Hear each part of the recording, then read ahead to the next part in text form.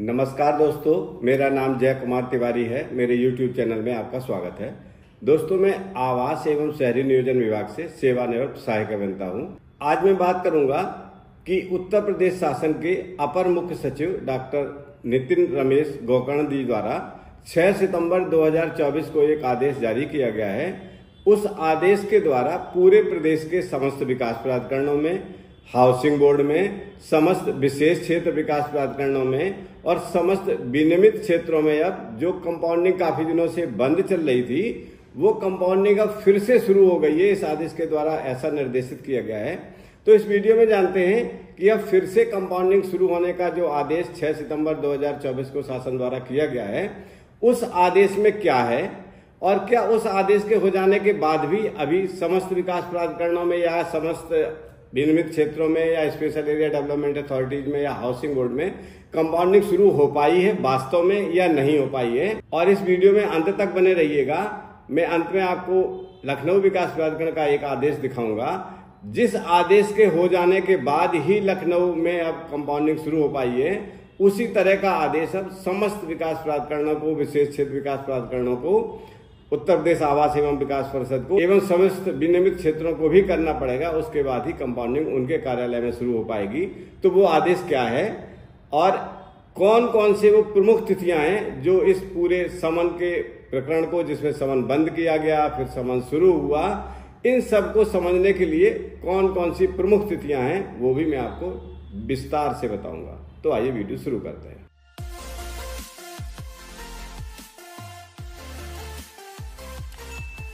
दोस्तों, अपर मुख्य सचिव उत्तर प्रदेश शासन डॉक्टर नितिन रमेश गोकर्ण द्वारा 6 सितंबर 2024 को पूरे प्रदेश में कंपाउंडिंग शुरू करने के संबंध में जो आदेश निर्गत किया गया है, वो आदेश संख्या है W-418-8-8-2024 RIT/2024 दिनांक 6 सितंबर 2024। ये आदेश उत्तर प्रदेश आवास एवं विकास परिषद के आवास आयुक्त को, समस्त अध्यक्ष और जिलाधिकारी समस्त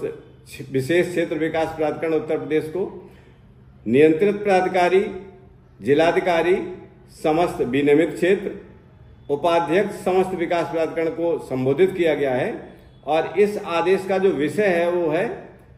माननीय उच्च न्यायालय इलाहाबाद में योजित सिविल मिस रिट याचिका संख्या 5761/2024 ब्रजमोहन तंवर बनाम उत्तर प्रदेश राज्य व अन्य में माननीय न्यायालय द्वारा पारित आदेश के अनुपालन के संबंध में। इसमें लिखा हुआ है, महोदय, उपरोक्त विषयक शासन के पत्र संख्या W-248/8-2024-36 RIT/2024 दिनांक 28 मार्च 2024 का संदर्भ ग्रहण करने का कष्ट करें। दोस्तों, ये 28 मार्च 2024 का वही आदेश है जिस आदेश के द्वारा शासन ने समस्त उत्तर प्रदेश में कंपाउंडिंग को बंद करने के संबंध में निर्देश दिए थे। उस आदेश की बात हो रही है। इसके पॉइंट नंबर 2 में लिखा हुआ है कि उल्लेखनीय है कि प्रसंगत प्रकरण के संबंध में कतिपय विकास प्राधिकरण द्वारा मार्गदर्शन मांगा गया है। उक्त के संबंध में अवगत कराना है कि प्रसंगत रिट याचिका संख्या 5761/2024 ब्रजमोहन तंवर बनाम उत्तर प्रदेश राज्य व अन्य में माननीय उच्च न्यायालय द्वारा पारित आदेश दिनांक 13 मार्च 2024 के आलोक में शासन के पत्र संख्या W-248-8-8-2024-36 RIT/2024 दिनांक 28 मार्च 2024 के द्वारा समस्त विकास प्राधिकरणों को निर्देशित किया जा चुका है। इस आदेश में इन्होंने ये बताया कि भाई हमने 28 मार्च 2024 को आपको निर्देशित कर दिया गया था। जो रिट चल रही थी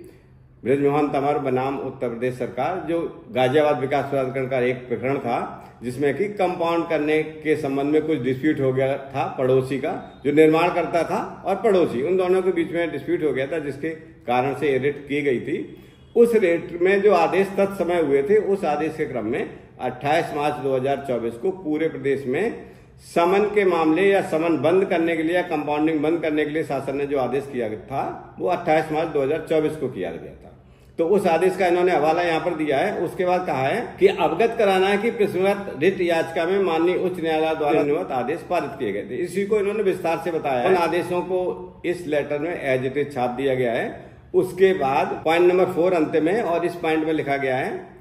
अतः इस संबंध में मुझे कहने का निर्देश हुआ है कि प्रश्नगत प्रकरण में माननीय न्यायालय द्वारा दिए गए आदेश के आलोक में नियमानुसार कार्रवाई करने का कष्ट करें। अब मैं बताता हूं कि कौन से आदेश माननीय न्यायालय द्वारा पारित किए गए हैं। जिन आदेशों का संदर्भ लेके ये शासन का आदेश निर्गत किया गया है, शासन के इस पत्र में यही उल्लेख किया गया है पॉइंट नंबर 4 पर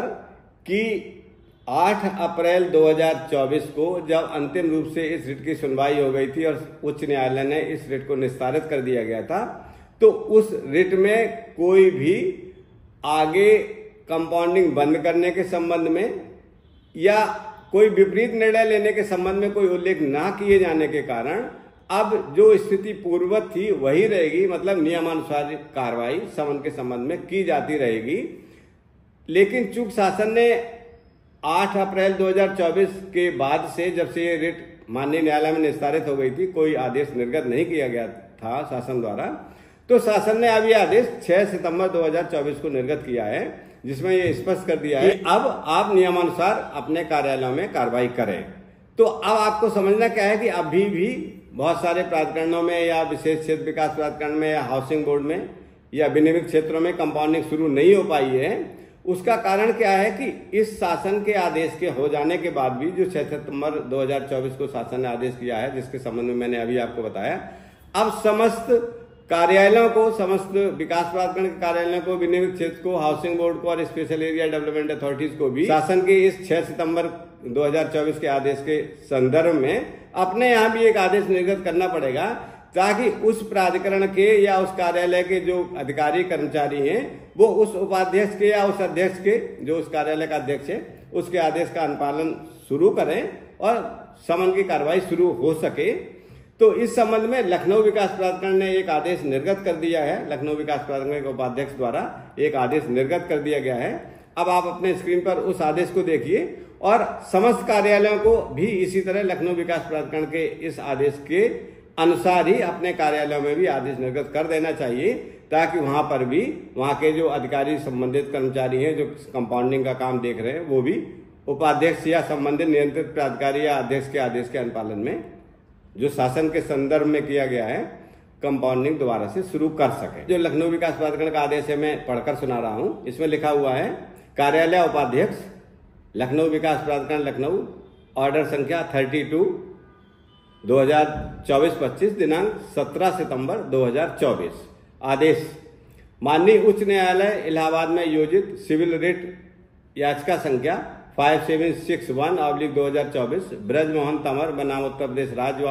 अन्य में माननीय न्यायालय द्वारा दिनांक 13 मार्च 2024 को निम्न आदेश पारित किए गए थे। ये वही आदेश हैं जिसमें कंपाउंडिंग रोकने के संबंध में न्यायालय ने आदेश किए थे, जिसके क्रम में आगे लिखा हुआ, जिसके क्रम में शासन के पत्र संख्या 248, जिसका हवाला पहले बताया गया है, दिनांक 28 मार्च 2024 के द्वारा शासन ने समस्त विकास प्राधिकरणों में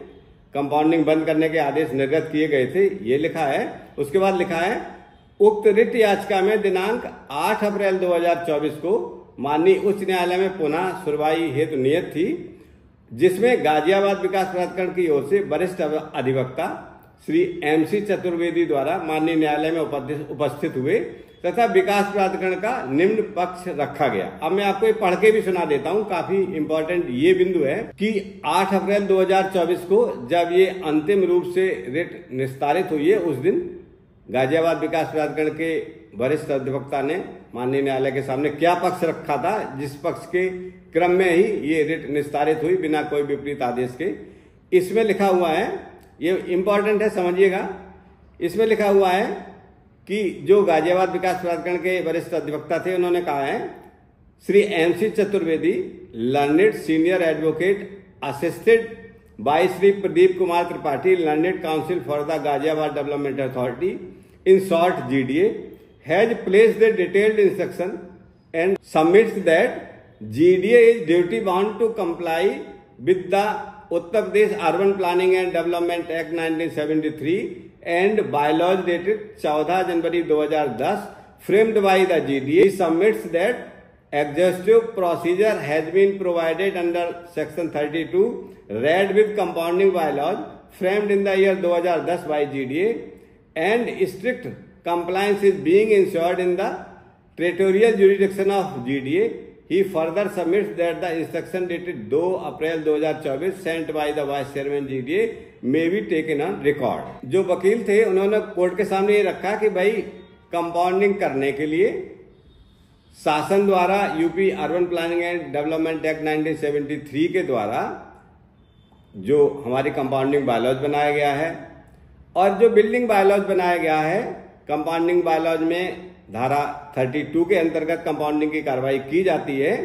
और उसी के तहत जीडीए कंपाउंडिंग करने के लिए और यूपी अर्बन प्लानिंग एक्ट को मानने के लिए बाध्य है और उसी बाध्यता के कारण, उस एक्ट के प्रोविजंस के कारण ही जीडीए कंपाउंडिंग कर रहा है और उसी के अंतर्गत उसने की है। विशेष प्रकरण विशेष की बात हो रही जिसमें ये रिट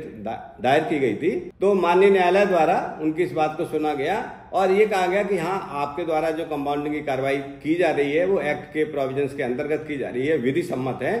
और इसके बाद उन्होंने इस पर अंतिम निर्णय लेते हुए इस रिट को माननीय न्यायालय द्वारा निस्तारित कर दिया गया और कोई इसमें विपरीत आदेश या कोई आगे कोई निर्देश नहीं दिए गए।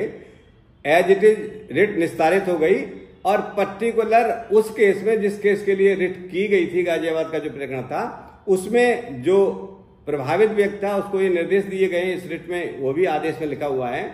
कि ये रिट आपकी निस्तारित की जाती है और जीडीए ने आपकी क्षतिपूर्ति कर दी है, जो आपके प्रकरण में आपको क्षति हुई थी। फिर भी अगर आप इससे संतुष्ट ना हो तो आप दोबारा अपना केस कर सकते हैं, दोबारा अपनी बात रख सकते हैं और फिर उसमें दोबारा से सुनवाई की जाएगी। तो इस तरह ये रिट 8 अप्रैल 2024 को जब पुनः सुनवाई हुई थी निस्तारित हो गई है। लेकिन 8 अप्रैल 2024 के बाद भी शासन द्वारा इस रिट के निस्तारित होने के बाद भी कोई ऐसा आदेश निर्गत नहीं किया गया था जिसमें कि उत्तर प्रदेश के समस्त विकास प्राधिकरण या समस्त विनियमित क्षेत्र या विशेष क्षेत्र विकास प्राधिकरण या हाउसिंग बोर्ड पुनः अपने कार्यालयों में ये समन की कार्रवाई या कंपाउंडिंग की कार्रवाई शुरू कर पाए। जो स्थिति भ्रम की बनी हुई थी इन कार्यालयों में, उस भ्रम की स्थिति को अब शासन ने अपने 6 सितंबर 2024 के आदेश द्वारा समाप्त कर दिया है कि अब पूरे प्रदेश में समस्त प्रकरणों में कंपाउंडिंग की जा सकती है। अब कोई भ्रम की स्थिति नहीं है, कंपाउंडिंग पूरी तरह से खुल गई है। तो एक बार हम फिर से रिव्यू कर लेते हैं, आपको मुख्य तारीखें बता देते हैं कौन सी तारीख में इस प्रकरण में क्या हुआ था। देखिए, ये रिट ब्रजमोहन तंवर बनाम उत्तर प्रदेश राज्य व अन्न से संबंधित थी, जो गाजियाबाद विकास प्राधिकरण का प्रकरण था। इस रिट में उच्च न्यायालय द्वारा सबसे पहली डेट है 13 मार्च 2024 को एक आदेश पारित किए थे जिसमें कहा गया था कि पूरे प्रदेश में समन के प्रकरणों को रोक दिया जाए, समन करने की कोई आवश्यकता नहीं है। माननीय न्यायालय का कहना था कि जब एक बार आपने नक्शा पास कर दिया तो नक्शा पास के अनुसार ही निर्माण होना चाहिए। पास के विपरीत अगर कोई निर्माण होता है तो उसमें ये माना जाएगा कि विकास प्राधिकरण जानबूझकर अतिरिक्त निर्माण करने के लिए उत्साहित कर रहा है और इस तरह जो मास्टर प्लान है या जो सैंक्शन प्लान है उसका अनुपालन नहीं हो पा रहा है, इसलिए विधि सम्मत नहीं है। ऐसा कहते हुए 13 मार्च 2024 को पहली बार माननीय उच्च न्यायालय ने जो आदेश दिया था उसके क्रम में ही समन को बंद कर दिया गया था और समन बंद करने के संबंध में जो डेट है अगली 28 मार्च 2024, उस डेट को 28 मार्च 2024 को शासन ने समन बंद करने के संबंध में आदेश निर्गत कर दिया था। तो 2 डेट हो गई आपको। 13 मार्च को माननीय हाईकोर्ट ने आदेश जारी किया समन बंद करने के लिए। 28 मार्च को माननीय हाईकोर्ट के उस आदेश के क्रम में शासन ने पूरे प्रदेश में समन बंद करने के लिए या कंपाउंडिंग बंद करने के लिए आदेश निर्गत कर दिया। फिर उसी रिट में 8 अप्रैल 2024 को पुनः सुनवाई हुई और रिट को निस्तारित कर दिया गया और न्यायालय ने अपना आदेश कर दिया जिसमें कि नियमानुसार कार्रवाई करने के लिए न्यायालय ने अपना निर्देश दिया और कोई विपरीत उसमें निर्देश नहीं दिए गए। उसके बाद 6 सितंबर 2024 को शासन ने पुनः माननीय न्यायालय के 8 अप्रैल 2024 के आदेश के क्रम में पूरे प्रदेश के समस्त विकास प्राधिकरणों में, समस्त विनियमित क्षेत्रों में, समस्त विशेष क्षेत्र विकास प्राधिकरणों में और उत्तर प्रदेश आवास एवं विकास परिषद में पूरी तरह से कंपाउंडिंग को खोल दिया है। अब कंपाउंडिंग पूरे प्रदेश में हो सकती है, हो रही है, लेकिन चूंकि विभिन्न विकास प्राधिकरणों में अभी कंपाउंडिंग या विभिन्न कार्यालयों में नहीं शुरू हो पा रही है, इसका कारण ये कि उन विकास प्राधिकरणों के उपाध्यक्षों को या नियंत्रित प्राधिकारी या अध्यक्ष को भी अपने कार्यालय में शासन के इस आदेश के क्रम में एक आदेश करना पड़ेगा, ताकि वहां के जो संबंधित कंपाउंडिंग से संबंधित कर्मचारी अधिकारी हैं उनको वो अधिकृत कर पाए पुनः कंपाउंडिंग शुरू करने के लिए। तो ऐसा एक आदेश लखनऊ विकास प्राधिकरण ने कर दिया है, मैंने आपको दिखाया। इसी तरह पूरे प्रदेश के समस्त कार्यालयों को भी इसी तरह का आदेश कर देने चाहिए, तभी ये प्रकरण दोबारा से कंपाउंडिंग के शुरू हो पाएंगे। अब बात आती है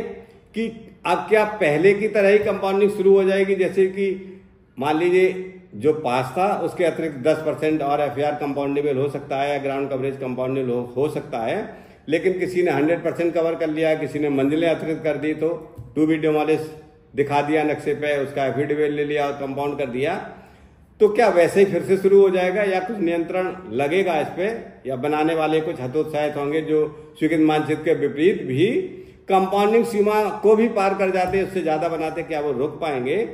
तो मैं इसके बारे में कुछ भी नहीं कह सकता हूं, ये आपके ऊपर पूरा निर्भर है, जो हमारे दर्शक हैं या जो निर्माण करता है। मेरा अनुरोध सिर्फ ये है कि एक सरल और स्वस्थ प्रक्रिया अपनाएं, समन सीमा तक ही आप अतिरिक्त निर्माण अगर करते हैं तो जितना पास है, पास के अतिरिक्त 10% जो एफआईआर है, ग्राउंड कवरेज जो कंपाउंडेबल है, उतना ही निर्माण कराएं। कोई टू बी डिमोलिश की स्थिति ना बने या अतिरिक्त तल ना बनाएं, क्योंकि टू बी डिमोलिश होने पर ही जो डिमोलिश किया जाने वाला भाग है वो वास्तव में उतना डिमोलिश प्रैक्टिकली नहीं हो पाता, उसकी स्ट्रक्चर सेफ्टी प्रभावित होती है, स्ट्रक्चर सेफ्टी सर्टिफिकेट लाना पड़ता है। कई प्रकरणों में वो वास्तव में उतना डिमोलिश नहीं हो सकता है, तो वो प्रकरण फिर कोर्ट जा सकते हैं, उलझ सकते हैं, या समन होने से उनको मना भी किया जा सकता है। और एक समन के नाम पर कुछ भी निर्माण कर लेंगे कि ऐसी मानसिकता भी बढ़ती है। तो मेरा व्यक्तिगत अनुरोध है कि कंपाउंडिंग खुल गई है, इसका भरपूर उपयोग करें, लेकिन समन सीमा के अतिरिक्त निर्माण ना करें, एक स्वस्थ परंपरा अपनाएं, ताकि एक अच्छा प्रदेश और अच्छा शहर विकसित हो सके। दोस्तों, इस सूचना के साथ ही ये वीडियो यही समाप्त होता है। अगले वीडियो में मैं किसी महत्वपूर्ण बिंदु पर फिर आपसे चर्चा करूंगा। नमस्कार।